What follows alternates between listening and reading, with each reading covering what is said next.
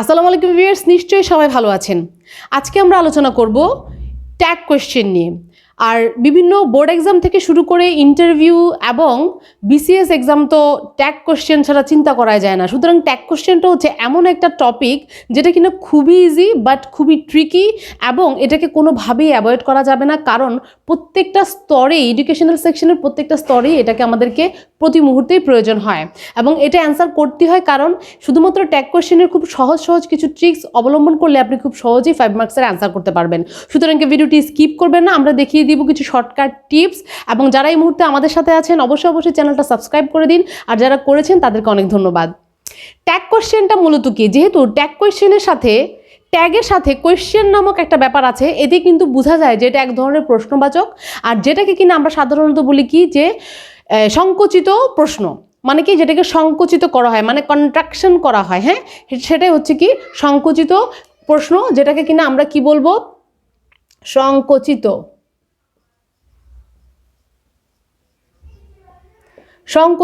প্রশ্ন।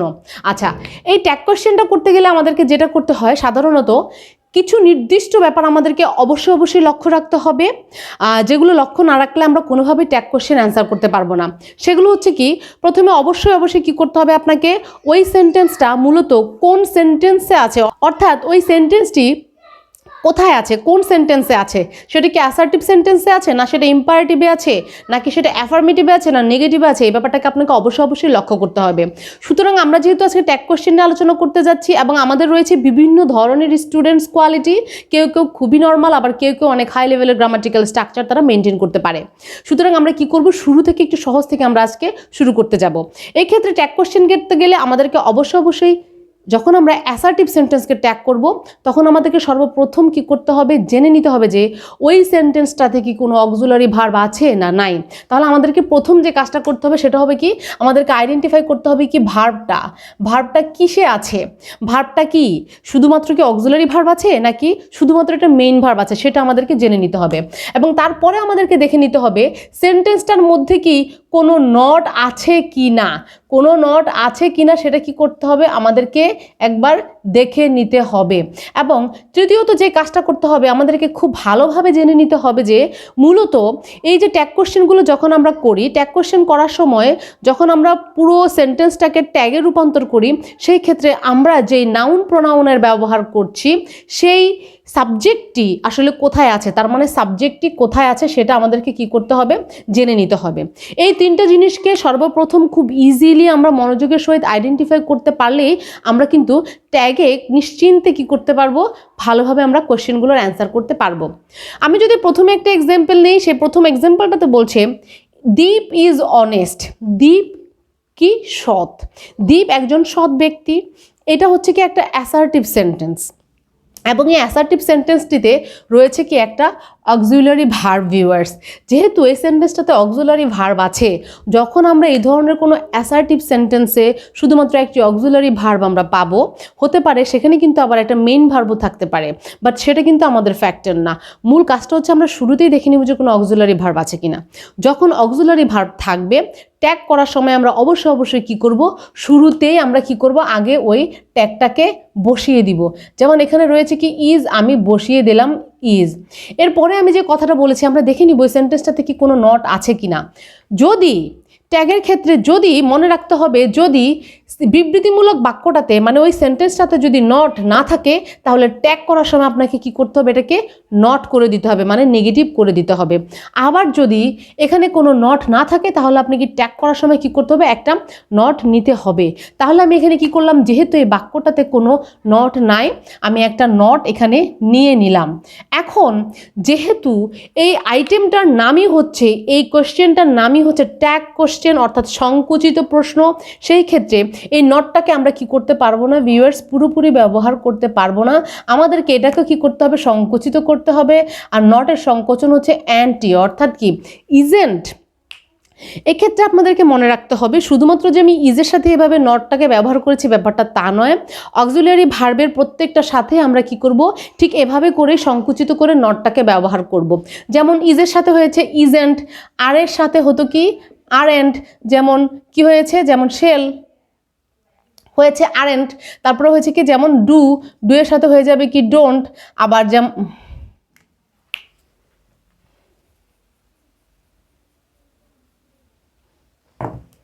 যেমন হ্যাভের সাথে কি হয়েছে এখানে, হ্যাভের সাথে হবে হ্যাভেন্ট, হ্যাজের সাথে হবে হ্যাজেন্ট, এরকম করে সবগুলোকে কি করতে হবে, সংকুচিত করে দিতে হবে।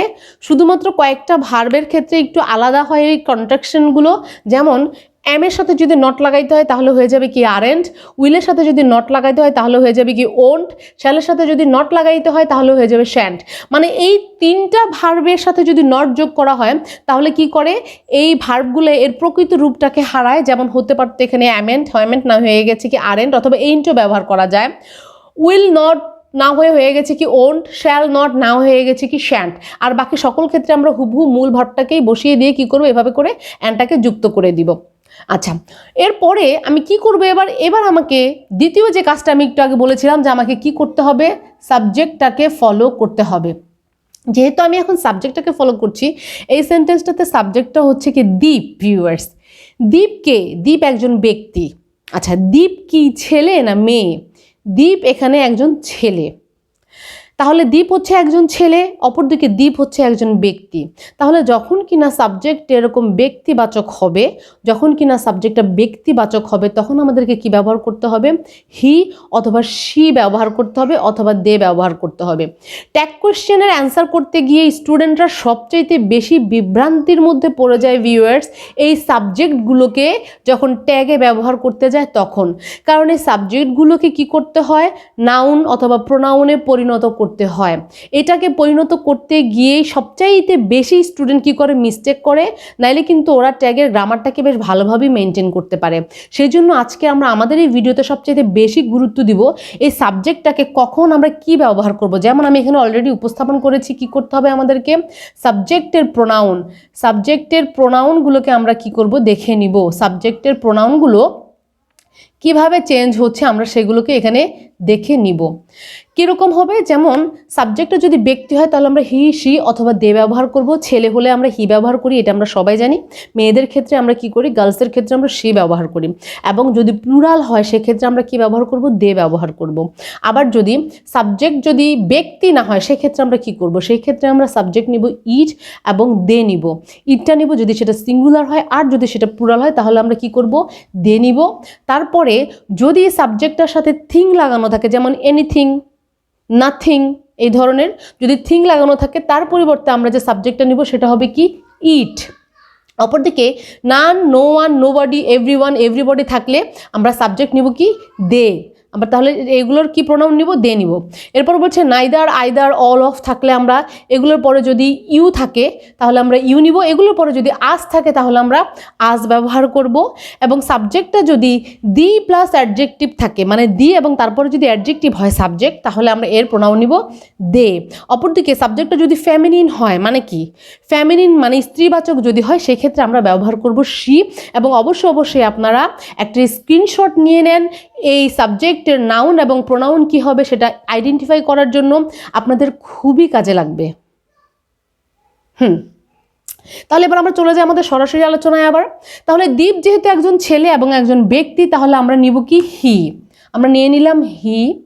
এবং সবচাইতে গুরুত্বপূর্ণ যে ব্যাপারটা সেটা হচ্ছে ট্যাগ কোয়েশ্চেনের এই ভার্ব এবং সাবজেক্ট নির্বাচনের পরে অবশ্যই কী করতে হবে, আপনাকে ইন্টারোগেটিভ চিহ্নটা ব্যবহার করতে হবে। কারণ আমরা কিন্তু ট্যাগ কোয়েশ্চেন করছি, যেটা কিন্তু যেখানে কিনা ইন্টারোগেশন প্রকাশ পাচ্ছে। সুতরাং অবশ্যই আমাদের কি করতে হবে, এই প্রশ্নবোধক চিহ্ন এখানে দিতে হবে, তা না হলে আমাদের ভুল হবে। দ্বিতীয় এক্সাম্পলটাতে বলছে এ ক্যাট ক্যাচেস মাইস, একটি বিড়াল কি করছে, ইঁদুর ধরছে। মানে সাধারণত যেটা হয় টম এন্ড জেরি, বিড়ালটা কি করছে, ইঁদুরটাকে ধরেছে। এই সেন্টেন্সটার মধ্যে কিন্তু আমরা আর কোনো অক্সিলারি ভার্ব পাচ্ছি না। এখানে কিন্তু কোনো অ্যামিজার, ওয়াজার, হ্যাভাজ হ্যাড বলতে কোনো কিছুই নাই। তার মানে এই সেন্টেন্সটাতে রয়েছে একটা মূল ভার্ব। তাহলে যখন অক্সিলারি ভার্ব না থাকবে, অর্থাৎ অক্সিলারি ভার্ব না থাকলে অবশ্যই কোনো না কোনো ভার্ব তো অবশ্যই থাকবে, তার মানে থাকবে একটা মূল ভার্ব। মূল ভার্বের ক্ষেত্রে আমরা কি করব, মূল ভার্বের ক্ষেত্রে ভিউয়ার্স একটা ব্যাপার অবশ্যই আপনাদেরকে মনে রাখতে হবে, ঠিক যেমনটি আমরা করেছিলাম ইন্টারোগেটিভ সেন্টেন্সের বেলায়। টেন্স অনুযায়ী কি করতে হবে আপনাকে, ডু, ডাজ এবং ডিডের সাহায্য নিতে হবে। টেন্স অনুযায়ী কী করতে হবে? ডু ডাজ ডিডের সাহায্য নিতে হবে। তাহলে আমরা এখানে কি করব? যেহেতু এটা ক্যাচেস আছে, ক্যাচেসটা হচ্ছে কি অবশ্যই প্রেজেন্ট, এবং প্রেজেন্টটা যদি অর্থ দিয়ে আপনারা কোনোভাবে টেন্সটাকে আইডেন্টিফাই না করতে পারেন তাহলে অবশ্যই কিছু শর্টকাট ট্রিক্স তো সবসময় থেকেই যায়। সেই ক্ষেত্রে যেহেতু এই ভার্বটির সাথে লাগানো আছে এস, আমরা সবাই জানি এসটা সাধারণত কখন হয়? প্রেজেন্ট টেন্সের বেলায় মূল ভার্বের সাথে কি করা হয়? এস লাগাইতে হয় থার্ড পারসন সিঙ্গুলার নাম্বারের সাথে। যেহেতু এখানে এস আছে তাহলে আমি কি করব? এস আলা ভার্বটাকে নিব, ডাজটাকে নিব। তাহলে আমি কি করলাম? এখানে ডাজ দিয়ে দিলাম। তাহলে আমি এখানে কি করলাম? ডাজ ব্যবহার করলাম। এরপরে এই সেন্টেন্সটাতে কি কোনো নট আছে ভিউয়ার্স? এখানে কোনো নট নাই, তাহলে আমাকে কি করতে হবে? সংকুচিত একটা নট ব্যবহার করতে হবে। তারপরে আমাকে দেখে নিতে হবে এবার সাবজেক্টটা। সাবজেক্টটা কি আছে? এ ক্যাট, যেটা কিনা একটি বিড়াল, মানে কি একটা প্রাণীর কথা বলছে। তাহলে যখন সাবজেক্টটি ব্যক্তিবাচক না হবে, তার মানে প্রাণী অথবা বস্তু এই ধরনের কিছু হবে, সেক্ষেত্রে ব্যবহার করতে হবে ইট এবং দে। যেহেতু এখানে একটি ক্যাটের কথা বলেছে তাহলে আমরা ব্যবহার করব ইট। যদি এখানে বেশি ক্যাটের কথা বলতো বা প্লুরাল হতো তাহলে আমরা ব্যবহার করতাম কি? দে। তাহলে হয়ে গেছে কি? ডাজন্ট ইট। এই ক্ষেত্রে যারা অর্থ দিয়ে টেন্সটা আইডেন্টিফাই না করতে পারবে তারা এই এস দেখে ডাজকে নির্বাচন করবে। আর যারা পারে তারা তো সবাই জানে, যেহেতু এখানে আমি তারপরে ইট ব্যবহার করছি, ইটটা হচ্ছে কি একটা থার্ড পারসন সিঙ্গুলার নাম্বার, সেই জন্য আমরা এখানে কি করেছি? ডাজ নিয়ে নিয়েছি। তারপরের এক্সাম্পলটাতে বলছে দ্য বেবি ইজ ওয়াকিং, বাচ্চাটা কি করছে? হাঁটছে। এই সেন্টেন্সটাতে রয়েছে কি একটা অক্সিলারি ভার্ব। আমি কি করলাম? শুরুতেই যেহেতু আমাকে অক্সিলারি ভার্বটাকে নিয়ে নিতে হবে হুবহু, আমি বসিয়ে দিলাম। তারপরে এই সেন্টেন্সটাতে কি কোনো নট আছে? কোনো নট নাই, তাহলে আমাকে এখানে নট বসাইতে হবে, সংকুচিত রূপে নট ব্যবহার করতে হবে। তারপরেই আমাকে যেতে হবে সাবজেক্টে। সাবজেক্টটা কি? দ্য বেবি, যেটা কিনা একটা শিশু, যার জন্য শিশুর ক্ষেত্রে আমরা এর সাবজেক্টটাকে ব্যবহার করব কোন প্রোনাউন দিয়ে? ইট দিয়ে। তার মানে সাবজেক্টটা যখন প্রোনাউন থাকছে, প্রোনাউন থাকলে আপনি হুবহু বসিয়ে দিচ্ছেন, কিন্তু যখন সাবজেক্টটা নাউন থাকবে তখন আপনাকে কি করতে হবে? নাউনের প্রোনাউন বানিয়ে নিতে হবে।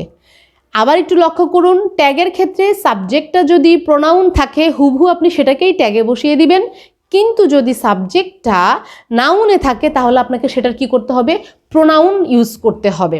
আচ্ছা, নিয়ে নিলাম আমি ইজেন্ট। এরপরে যেহেতু এই বাক্যটার মধ্যে সাবজেক্ট হচ্ছে কি দ্য বেবি, অলরেডি আমি বলেছি এটা ইতর প্রাণীর মধ্যে পড়ে যায়, যেহেতু এটা ব্যক্তির মধ্যে পড়ে না, তাহলে এখানে বসাইতে হবে কি আমাকে? ইট। ব্যবহার করলাম আমরা ইট, তারপর অবশ্যই সাইন অফ ইন্টারোগেশন। তারপরের সেন্টেন্সটা তো বলছে আই অ্যাম লেট, মানে আমার অলরেডি দেরি হয়ে গেছে। এই সেন্টেন্সটাতে একটি অক্সিলারি ভার্ব আছে, সেটা হচ্ছে কি অ্যাম। এবং যেহেতু আমি এখানে কি করব? যেহেতু আমি এতক্ষণ দেখেছি হুবহু অক্সিলারি ভার্বটাকে বসিয়ে দিতে হবে, আমি দিয়ে দিলাম অ্যাম। তারপরে এখানে কি কোনো নট আছে? কোনো নট নাই, তাহলে আমি এখানে কি করলাম? সংকোচন করে নট ব্যবহার করলাম, হলো কি? অ্যামেন্ট।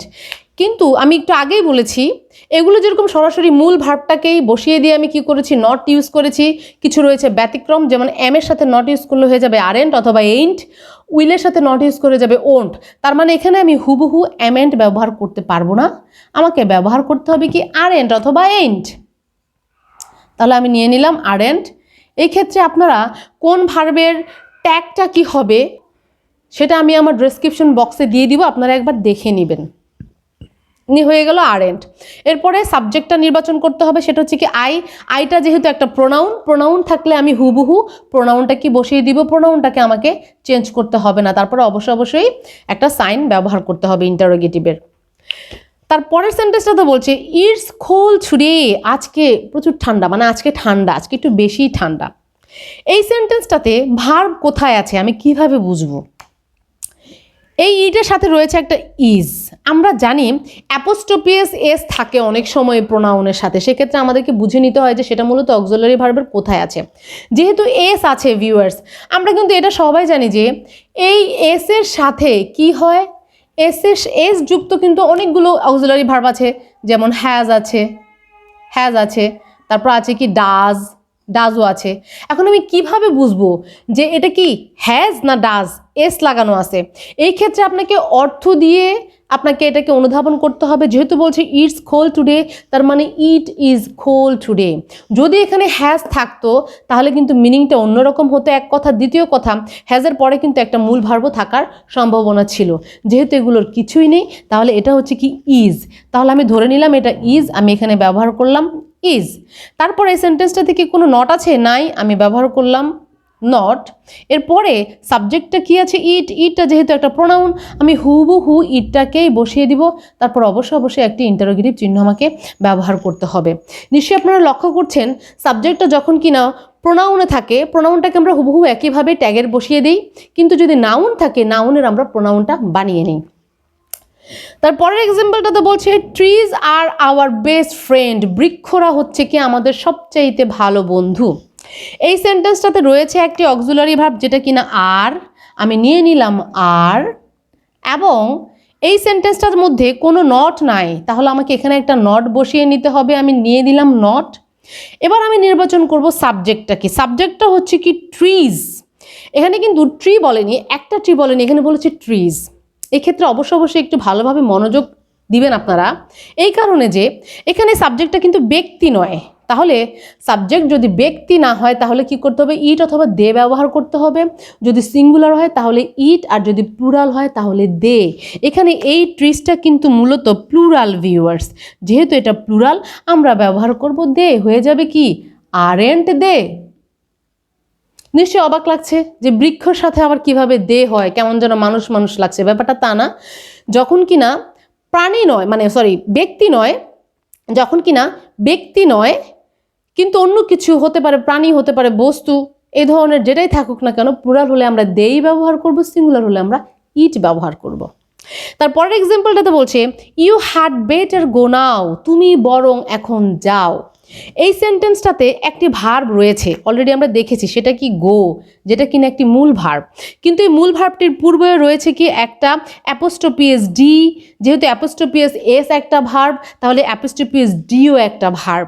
এখন আমি কিভাবে বুঝবো যে এই ডিটা মূলত কোন ভার্ব? কারণ এই ডি দিয়ে তো ভিউয়ার্স কয়েকটা হয়, একাধিক ভার্ব হয়, যেমন ডিড হয়, আবার হ্যাডও হয়। তাহলে আমি কিভাবে বুঝবো এটা কি ডিড না হ্যাড? এটা আমাকে বলে দিবে তার পরের চিহ্নগুলো। সাধারণত সেন্টেন্সের পরের অর্থ দেখে আমাদেরকে সেটা অনুধাবন করতে হবে। যেমন এখানে আছে বেটার, বেটার দেখে আমরা বুঝে ফেলেছি এখানে কি হবে, হ্যাড বেটার হতে পারে, তাই তো, অথবা কি উড বেটার হতে পারে। কিন্তু মজার ব্যাপার হচ্ছে উড রাদার হয় কিন্তু হ্যাড বেটার হয়। তাহলে এটা দেখে আমি বুঝে ফেললাম যে এখানে কি হবে, হ্যাড হবে। এখানে কি আছে, একটা হ্যাড আছে। এরপরে এই বাক্যটাতে কি কোনো নট আছে? নাই, কোনো নট নাই। তাহলে আমি কি করলাম, একটা নটের ব্যবহার করলাম। এরপর আমাকে দেখতে হবে সাবজেক্ট। সাবজেক্টটা আছে কি ইউ, ইউ যা আছে তাই আমরা বসে দিব, কারণ কি ইউটা হচ্ছে কি একটা প্রোনাউন, প্রোনাউনের কোনো পরিবর্তন ট্যাগে আমাদের করতে হবে না। তারপরের এক্সাম্পলটা বলছে পিয়াল হ্যাজ আ প্যারট, পিয়ালের কি আছে, একটা টিয়া পাখি আছে, পিয়ালের একটা টিয়া পাখি আছে। এই সেন্টেন্সটাতে রয়েছে কি একটা অক্সিলারি ভার্বই আমি প্রথমে বলবো, একটা অক্সিলারি ভার্ব, যেটা অলরেডি আমরা কয়েকবার পেয়েছি, একটা অক্সিলারি ভার্ব। কিন্তু এই হ্যাজটা ব্যতীত এই বাক্যটার মধ্যে আর কোনো ভার্ব নাই। তাহলে কি হবে? তাহলে অলরেডি আমরা অক্সিলারি ভার্বের উপর আমার একটা ভিডিও রয়েছে, আমি ডেসক্রিপশন বক্সে লিঙ্ক দিয়ে দিচ্ছি, আপনারা একবার দেখে নেবেন। কারণ একটি অক্সিলারি ভার্ব যখন একটা সেন্টেন্সে একাই ব্যবহার হয়, অর্থাৎ একটি অক্সিলারি ভার্ব যখন একটা সেন্টেন্সে একাই ভার্বের কাজ করে আর অন্য কোনো ভার্ব থাকে না, তখন কিন্তু অক্সিলারি ভার্বটা আর অক্সিলারি ভার্ব থাকে না, সেটা মূল ভার্বে পরিণত হয়। এটা কিন্তু আপনাদেরকে মনে রাখতে হবে। তাহলে এই সেন্টেন্সটাতে এই হ্যাজটা কিন্তু একটা মূল ভার্ব, অর্থাৎ এখানে কোনো অক্সিলারি ভার্ব নেই। তাহলে অক্সিলারি ভার্ব যখন না থাকবে তখন আমাদেরকে কি করতে হবে, ডু ডাজ ডিডের হেল্প নিতে হবে টেন্স অনুযায়ী, যেমনটি আমি একটু আগে এই সেন্টেন্সটাকে করেছিলাম। তাহলে এবার আমি দেখে নিব আমি ডু নিব না ডাজ নিব না ডিড নিব। হ্যাজটা হচ্ছে কি ভিউয়ার্স V1, যেহেতু হ্যাজটা V1 আমাকে নিতে হবে কি ডু অথবা ডাজ। ডু নিব না ডাজ নিব, এই ডু নিব না ডাজ নিব এটা আমাকে বলে দিবে কি পিয়াল, আমার সাবজেক্টটা বলে দিবে। কারণ পিয়াল যেহেতু হচ্ছে কি একটা নাউন, আমাকে এর প্রোনাউন করতে হবে। পিয়াল একটা ছেলে, তাহলে আমি নিব কি হি। সাধারণত হি যেহেতু third person singular number, third person singular নাম্বারের সাথে কি ব্যবহার করতে হয়, ডাজ ব্যবহার করতে হয়। তাহলে আমি এখানে নিয়ে নিব কি ডাজ। তারপর যেহেতু নট নাই আমাকে ব্যবহার করতে হবে নট, তাহলে হবে কি ডাজেন্ট হি। তারপরে অবশ্যই আমাকে কি করতে হবে, ইন্টারোগেটিভ চিহ্ন ব্যবহার করতে হবে। আজকের আলোচনা থেকে নিশ্চয়ই আপনারা আপনাদের সকল কনফিউশন দূর করতে পেরেছেন। সুতরাং ভিডিওটা যদি ভালো লেগে থাকে অবশ্যই আপনারা লাইক করুন, কমেন্ট করুন এবং শেয়ার করে দিন। সাথে থাকার জন্য ধন্যবাদ।